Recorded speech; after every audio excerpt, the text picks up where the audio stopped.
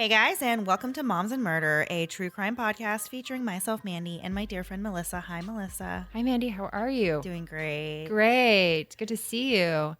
We haven't seen each other for the last hour and a half. I know. We just finished recording our Patreon episode for August. Yay! Yay! Yeah, it's a really good one. It's a long. It's about an hour and a half. Episode. It's a real long one. Yeah, we just covered the Robert Durst story or case as seen on the documentary that is like 6 hours long, The Jinx. I mean, it's amazing that we took 6 hours and made it into an hour and a half because it was long, but it's really, really good. So yeah, it is really good. So if you're interested in hearing our take on that very, very interesting case, you can pop on over to Patreon. Patreon.com/momsmurderpodcast. Correct. Thank you. So, Mandy, let's get right into it this week. All right. So this week's episode was a suggestion out of our Facebook group by Alex N., who thought we would have an interesting take on this bizarre murder that has one of the strangest defenses I have ever heard of, which makes total sense because the story comes to us from the bizarre defenses capital of the U.S., Florida. Yay! We love our fine state and all of the shenanigans that happen here. So this time we are visiting the town of Indialantic, which is unfortunately only about an hour and a half from where we're sitting right now. So, Melissa, did you Google this city? So what happens if one time I just say, no, I didn't? We're going to stop recording and you're going to have to Google this city. I just love how you worded it. It's perfect. So Indialantic, the official name is Indialantic by the Sea, but they go by Indialantic for obvious reasons. The name comes because Indialantic is between the Indian River Lagoon and the Atlantic Ocean. Good job. So as of 2010, there were 2,720 residents.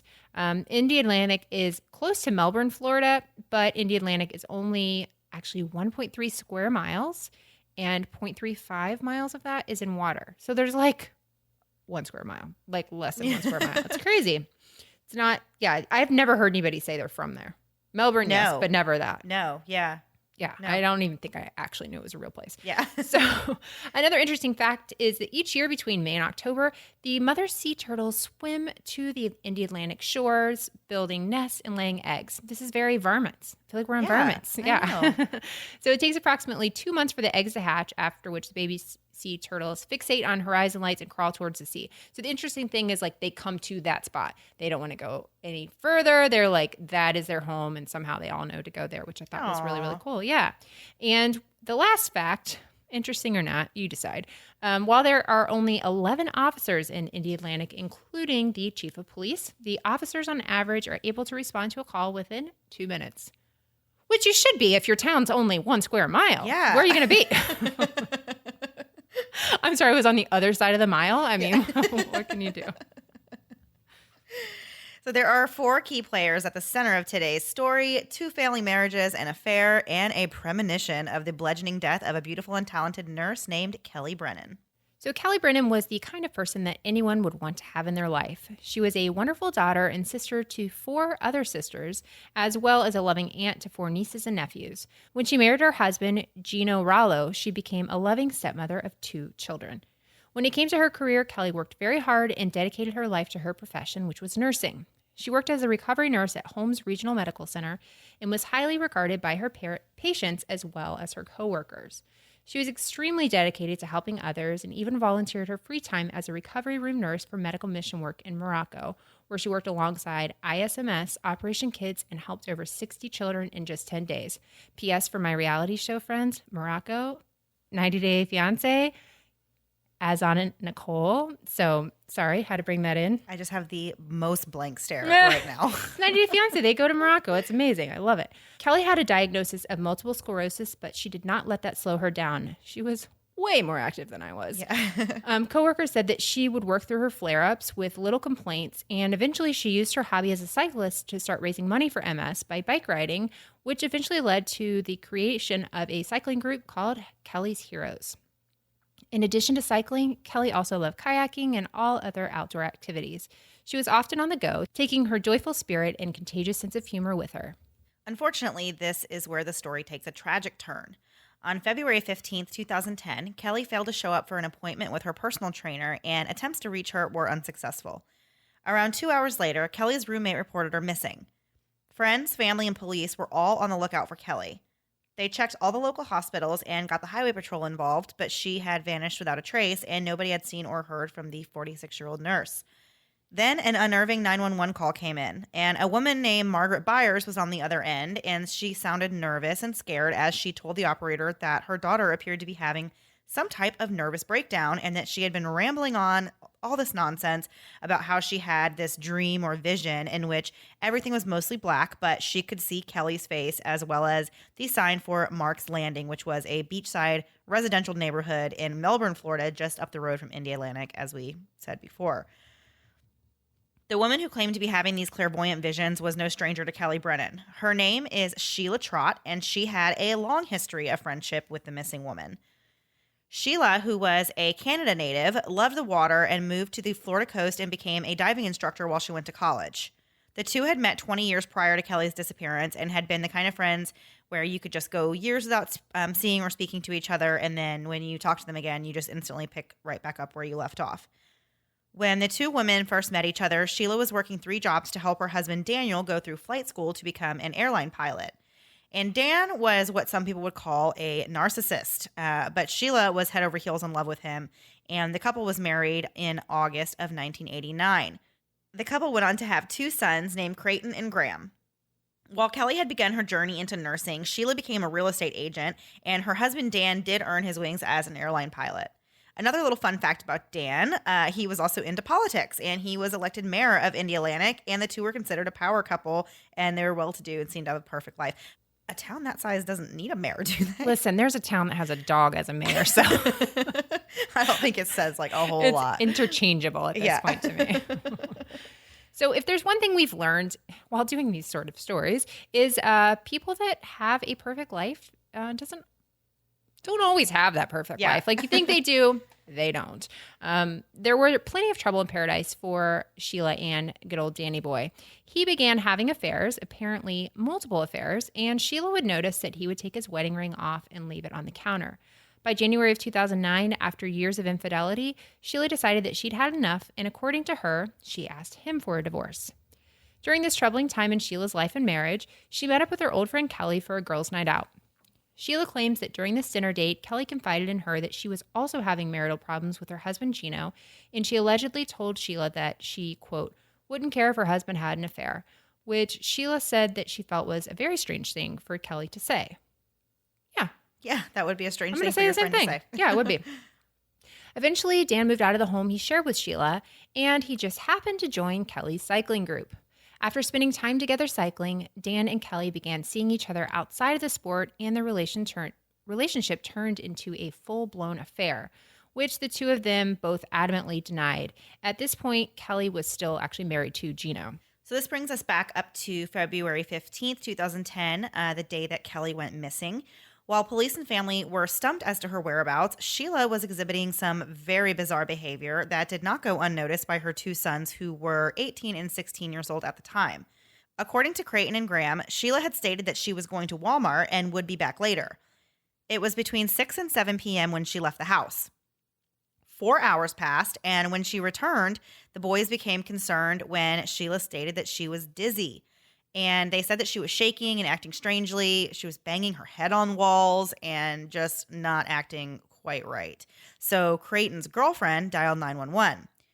When the paramedics arrived, they could not find any physical cause for Sheila's symptoms. And after confirming that she was not in any sort of medical crisis, they left her at her home.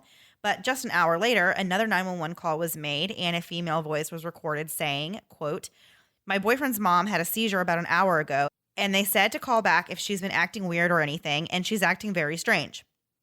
This time the paramedics came and took Sheila to the local hospital, where she underwent a slew of tests that revealed absolutely nothing insightful about her unusual behavior.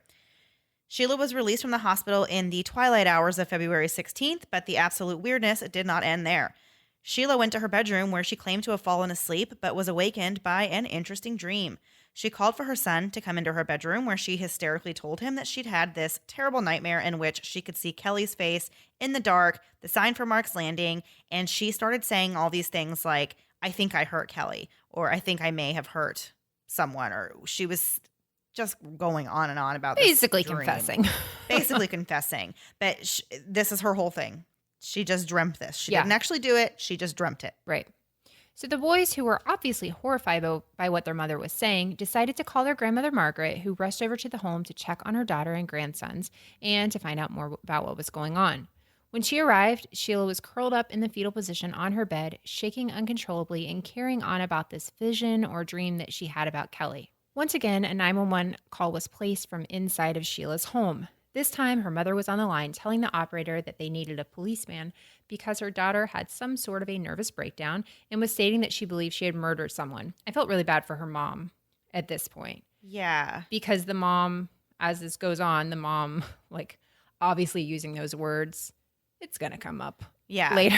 It's, and you're the one that said that she's saying these things. So when the operator asked for more information, Margaret stated that Sheila had said Kelly's name and that she was killed down at Mark's Landing. Police rushed to the home to speak to Sheila, who was still rambling on about her vision.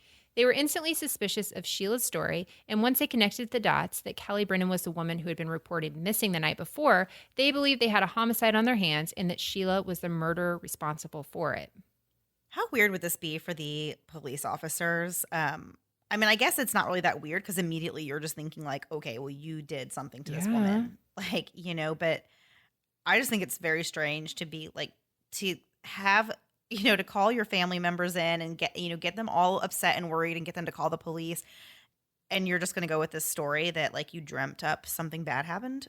Right. And then also say like the exact location where like it happened. Like it just seems weird to me. Like why bother going through all that? Just confess. Yeah. Like, It almost seems like, in my opinion, if she was guilty, that it was like she had to get it out. Like she wanted, like maybe that's just her personality or whatever. Like she has to get this out of her. But then it's like, I still want to distance myself from the situation. Yeah, that's true. Yeah. But I mean, totally bizarre. I've never heard anything like this. Yeah. So the officers wasted no time getting a chopper in the air to fly over Mark's Landing looking for any signs of Kelly. It didn't take long before they spotted what appeared to be a leg sticking out of bushes in a wooded area, and when they got on the ground and searched, they were able to confirm that it was, in fact, the body of Kelly Brennan. They immediately noticed that all of her injuries were on her head, and they believed that she had been beaten to death with what they assumed was likely a hammer. The gruesome scene painted a clear picture. Whoever had killed Kelly had done so out of rage and a personal vendetta against her. Sheila was looking more and more like a psychopathic killer with every new development that unfolded. Sheila was arrested and brought in for questioning. From the interrogation room, she made a call to her son and told him that she was being charged with first-degree murder and would be in jail for a long time. But she told her son not to believe any of it, and it wasn't true, and that she had not really murdered Kelly. She was sticking with this clairvoyant story and maintained that her only connection to the murder was having this dream about it. So she hires this defense attorney named Todd Deratani to represent her case in court. And I looked up Mr. Todd Deratani on social media, and his Twitter profile picture, he's holding a cake that looks like boobs. So he seems like a really good guy to hire for your murder defense. Yeah, that's, he's got personality. I'll give him that. Yeah. So he was unable to actually go through with defending Sheila because sometime between the time she hired him and the time that she was supposed to go to court, the Florida State Supreme Court had him permanently disbarred for taking people's money and then failing to represent him. So besides being an attorney, thankfully he had another job. So when he was disbarred, it wasn't the end of the road for him. He also owns a used car lot down there in the Indialantic area. Wasn't it called Big Boys Cars or Bad Boys Cars or something? It was Big Boys with a Z. Yeah. I trust nothing that changes S's to Z's. Even especially kids places, when they do kids with a Z, I'm like, no, we're not going here.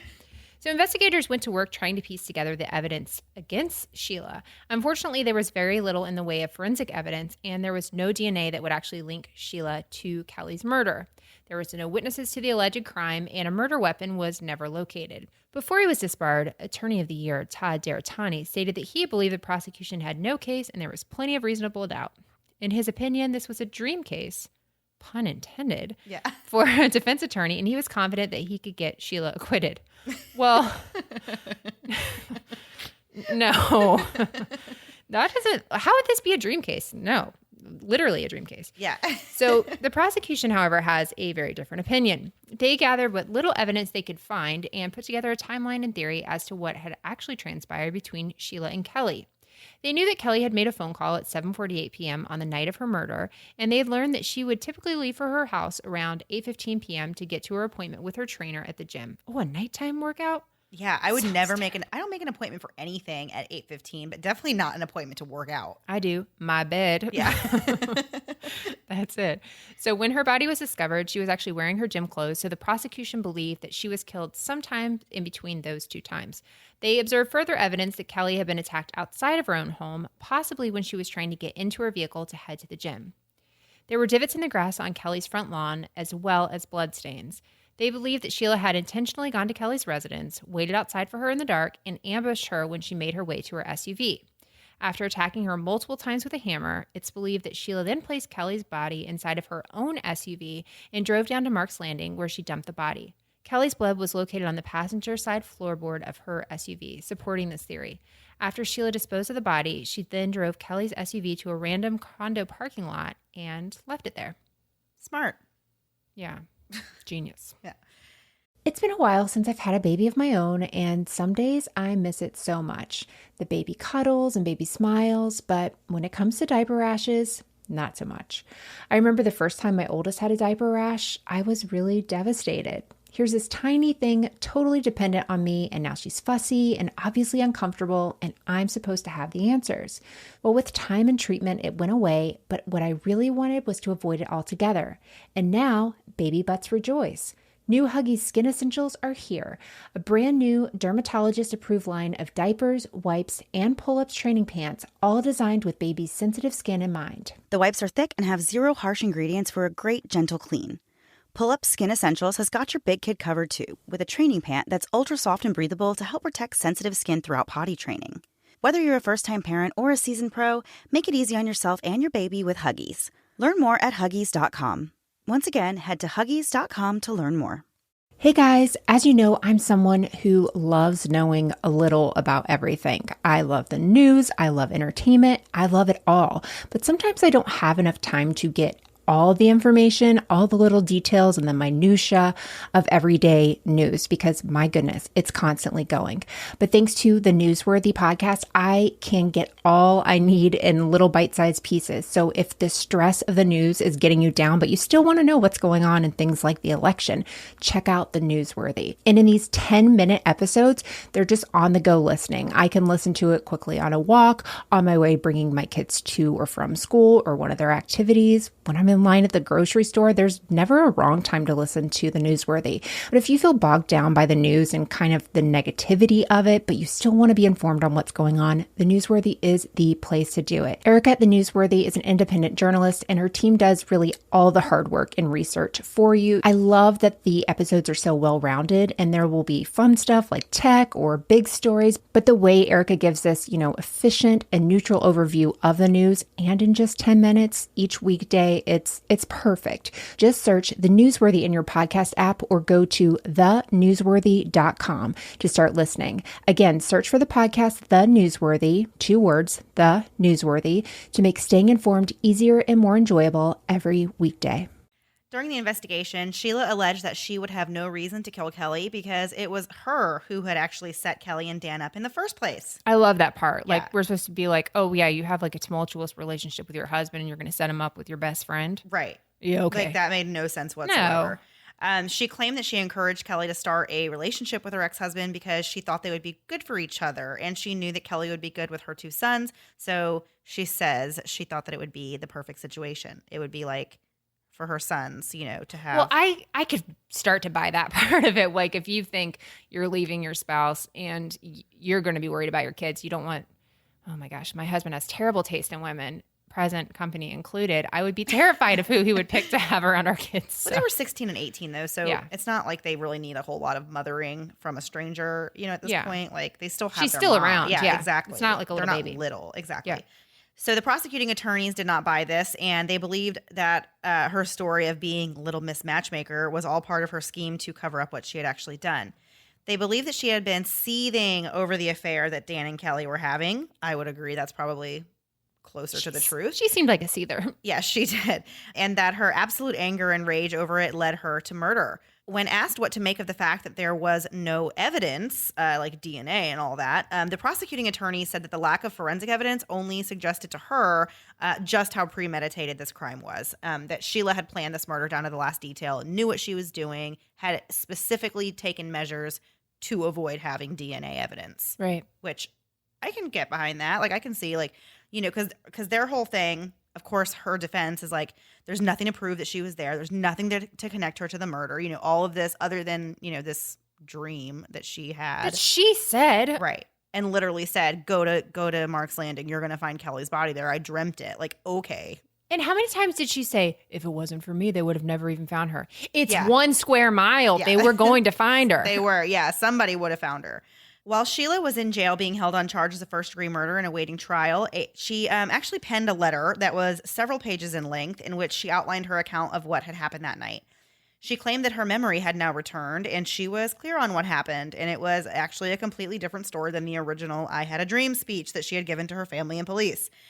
In the letter, she said that her dream was actually a memory of someone else killing Kelly while she looked on from a distance.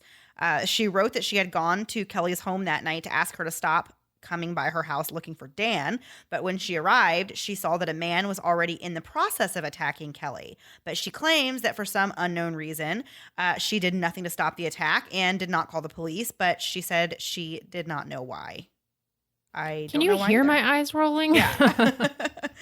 So she further went on to claim that after she had witnessed this terrible attack on her best friend, she claimed that she followed the killer and watched as this person dumped Kelly's body in Mark's Landing. So she just was sitting in her car, following, just watching all of this, isn't doing anything, doesn't ever think like I should call the cops. You have enough sense to follow. Well, actually, that's not a lot of sense to follow see where, like, let's see where this brings us. You know? And then you're not going to call the police on the way to say I'm following somebody dumping my best friend off and the future stepmother to my children. Give me a break. So during the trial, Sheila's 2 sons took the stand actually against her. They each gave their account of the night and the way their mother had been acting and how it was so strange. And they were super concerned that night about her, obviously, and they called 911 several times because they didn't know what was wrong with her. From the stand, one of her sons also dropped a bombshell that they hadn't even told police until shortly before the trial. He stated that when Sheila kept talking about Mark's Landing and Kelly being hurt, he offered to drive her down there so that she could take a look around and ease her mind that it was just a dream and that Kelly was okay. Sheila, her 2 sons, and her son's girlfriend all got in the car and took a field trip to Mark's Landing. And with Sheila leading the way, they had stumbled upon Kelly's body, at which point the 2 boys told their mother they wanted nothing to do with this and that she would have to figure it out herself. Okay, I know they're her sons, but one of them is 18. Like, I mean, I guess I that's a hard situation. If my mom if your mom did this and then all of a sudden like you go there and like you actually find a dead body, like I don't know, I would do. I'm not covering more. it up. No, I would do a little more than just say, "Well, you're on your own." Like, I know. You know, like, I'm never doing the dishes again. Yeah, yeah, I don't understand like how nobody thinks to call the police. Nobody tells anybody. Like, that's one of the more bizarre parts of this whole thing, I think. So Sheila decides to not take the stand in her trial. Good idea. Todd Deratani later said that he believed she didn't testify because the letter she wrote in prison was a confession and that she had definitely committed this murder. So he changed his tune quite a bit. He did. He was like, dream case, you're guilty. Yeah, he pretty much at the end was like, no, she did it. Like, the only reason you would write down all this crap is because you're guilty. It's a confession. Yeah. So, yeah, whenever he did that and he was all confident, I'm like, hang on, bud. Hang on. Yeah. The defense attempted to prove that someone else had committed the murder by pointing fingers at Kelly's husband, who they claimed would have had a good reason to kill her because she was having an affair with Dan. However, surveillance from a Walgreens in another town proved that Gino had not been anywhere near Kelly's home during the time of the murder. Sheila's mom maintained a positive attitude throughout the trial and believed that her daughter would be acquitted and would be coming back home to Canada. That poor lady was living in a dreamland. She was, I know. Sadly for her, the jury came back after 3 hours of deliberating and returned a guilty verdict. The judge sentenced Sheila on the spot to life in prison, and she still maintains her innocence to this day and says that she believes the real murderer is still out there. Sheila is a moron. Don't be like Mandy. Sheila. Oh gosh, that sounds like a Melissa line if I've ever heard it. Yeah, wow, that is. You got to wonder, had she not had this premonition, aka confession, would they ever have been able to tie it to her? There was no DNA, so I mean, well, as soon as they figured out that she was having There's an affair affairs and stuff. right? They suspect. Yeah, exactly. The cops are gonna figure things out, and they're bored over there. They probably don't have a lot to do in Indy Atlantic. They got a whole mile to deal with. Yeah, Yeah. So, So I think they would have figured it out. yeah, no, but it is weird. Like, I don't know. You've managed to murder somebody, cover it up, do all this, not leave DNA. Now you're gonna literally tell 911's called to your house 3 times. Yeah, I know. You're banging your head into a wall, lady. You got to calm down. Yeah, I know. Well, and that was the thing too. Oh, and then whenever they had said that she went to Walmart and it was she had come home from this like 4-hour trip to Walmart, I'm like, nobody's doing anything at Walmart for 4 hours. I don't even want to spend 4 minutes in a Walmart. You are in and out as quick. I mean, well, the lines take a while. IKEA, you feels spend like 4 hours in. sometimes. Yeah, I know. It's like purgatory. Yeah. I hate Walmart so much. Me too. Yeah. So, wow, that was a very interesting case, Mandy. Super excited that it happened in Florida because we can't get enough of that. Like, we keep trying to leave Florida, and guess what? That's just where all the best stories come Too from. many interesting things. Yeah. I agree. So we have a couple last things before we go. So this comes from Tiffany P. in our Facebook group. Name a time that you felt like the worst mom in the world and later thought you were being dramatic. So I'm going to tweak this just a little to do parenting mistakes that you've made that maybe haunt you forever. I've got one. Okay. You'll see what I mean. So one time my son wanted to go down the slide and for some reason he wanted me to go with him. I know I've told you about this. And I put my backpack on and it's like this really steep slide. And I'm kind of holding him. I think he would have been like 15 months or something. So he's in front of me. Well, as we go, I guess I'm quite a bit heavier than a 15-month-old. And his legs go under and bend underneath. And so the rest of the way, his like, it's like the most horrifying, feeling with his legs underneath going down the slide. And I get down and he's hysterically crying. And the first thing I do is stand him up and he drops to the ground. And I thought, oh my gosh, I've broken this kid's legs. So I did the natural thing, which is immediately stand him up again. He drops again. And then, crying hysterically. Somebody walks by, judgmental eyes, completely like, why is a 6-foot-tall woman going down a slide? Like a big old idiot. And so anyway, he walked and his legs are not broken. But it was one of those like, how could you be so like parenting 101? Monsters that big should not go on slides with itty bitty babies. So yeah, I learned my lesson, but I think back to that a lot. It's just so shocking. Mandy loves that story, apparently. I do. Oh my gosh, I can't stop laughing. I mean, 'cause it's like just because I know, like you know exactly where I was too, right? Probably. Yeah, it's one of the. It's just horrifying, like we because used to things go like to. that. Though, but it's like once it's happening, like You can't stop you it. can't do anything, and then you do think about it, and you're like, "That was so stupid. I should not have done that." Okay. Oh. I don't have any stories like that. Well, that does not help. But no, there's I have like just like stupid parenting moments that I've Perfect. done. Do that. But Make me feel good. one of the most recent ones I did was we had gone to the beach and I'm very, very vigilant about putting sunscreen on my kids. Right. Like, and my husband doesn't help me with that task. I have to remember on my own to like remember that the kids need to have sunscreen reapplied and all that Yeah. stuff. So I'm always the one running around like a crazy person, like rubbing them down with sunscreen. Well, we had this particular day, like we had been out there a while and I reapplied at least 3 times. Well, I guess on my younger son, I don't know. And now thinking back, I'm like, did I ever put sunscreen on his legs or not? Don't you love that kind of thing where you're like, well, maybe. Yeah. And so we get home like at night and like they take a bath or whatever. And like, he's like, Mom, my legs really hurt. Like the back of my legs hurt. And I'm like, okay. I'm like, well, let me look at your legs. They are burnt. I mean, like to a crisp, but the rest of his body's fine. Like I covered everything else. Like the back of his legs is so red. They're like, it's like almost purple. And I'm like freaking out. Like I was like, oh my gosh, like I feel so terrible. And like, I know that hurts, you know? And so I really was freaking out. And so of course I put on all the aloe and all this stuff and like just covered him in it, you know? And I was like patting his skin with vinegar to like take away the sting and like all this stuff. And I felt so bad. And thankfully it must've been the vinegar. I think apple cider vinegar, because the next day it was almost gone. Like it wasn't that bad, right. But I mean, it was still burnt, but I just felt so terrible. Like I was like, how could I take my kid to the beach and then like not, but and then you start thinking about like all the what ifs. And I'm like, what if I had like really forgot to put it like all over his body? And like, you know, then you start like panicking and I'm like, am I fit to take children to the beach? Like, I don't know. These are like real things that absolutely do happen. You know, my little guy's a redhead, so I'm always like super, super terrified that he gets burnt every time we go anywhere. It doesn't matter how much I put on him.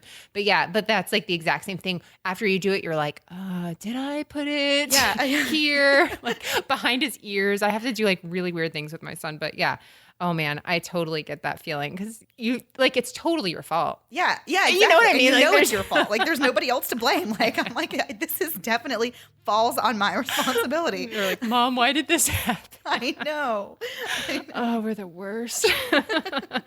So we have one more, and I really like this. In Roxana, in our Facebook group, Roxana C, she's being a little aggressive with us. She said, I put this in a few weeks ago, but I'm going to be stubborn and submit it again. Well, we don't always take yelling, but our kids yell at us, and normally that gets us to work, so we'll do it. So based on your child's current obsession, what will their future occupation be?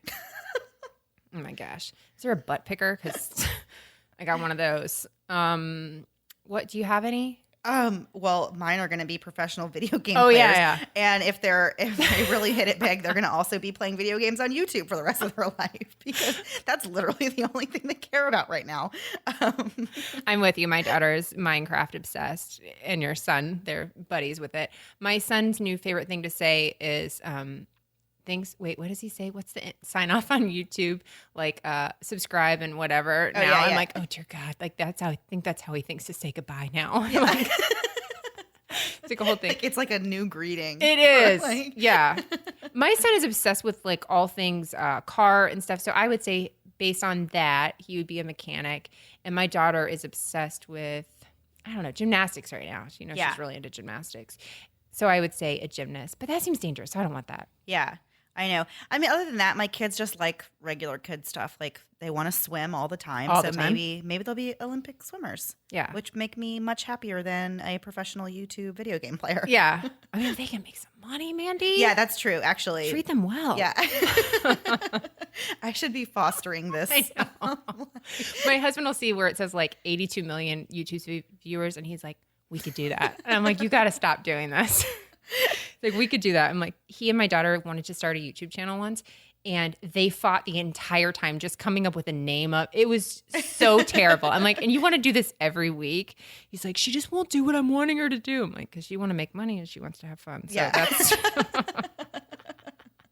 we're just great parents all around. Yeah. So thanks for sending those in, guys. And we will be back in 1 week. Oh, we're back to weekly now. Yay! I mean, we're cheering more and we're excited. We are excited. Yeah.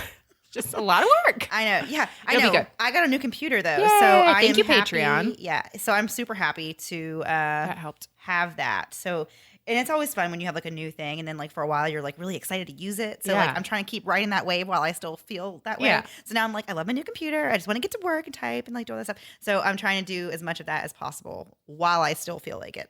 I'm fostering that and just being a terrible mother on the side. So thanks so much for sending those in, guys. We'll have this for next week as well. And we have a promo this week from our friend Nicki with Strictly Homicide. So stay around. Notorious Nicki T. No.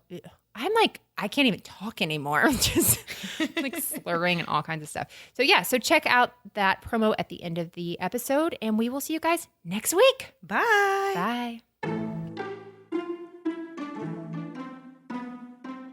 I'm Nicki T, the host of Strictly Homicide, a narrative true crime podcast that covers the lesser-known cases that have happened in the natural state. Find us on iTunes, Spotify, Podbean, and all major podcast apps. Visit strictlyhomicide.com or find us on social media by searching Strictly Homicide Podcast. Until then, stay safe, especially you, Arkansas.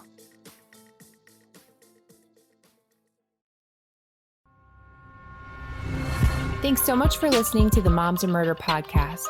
Make sure to check back with us next week for a new episode. You can also find us at momsandmurder.com, where you can connect with us via social media. Please make sure you subscribe and give us 5 stars, because giving us 4 stars would be a crime. Thanks so much.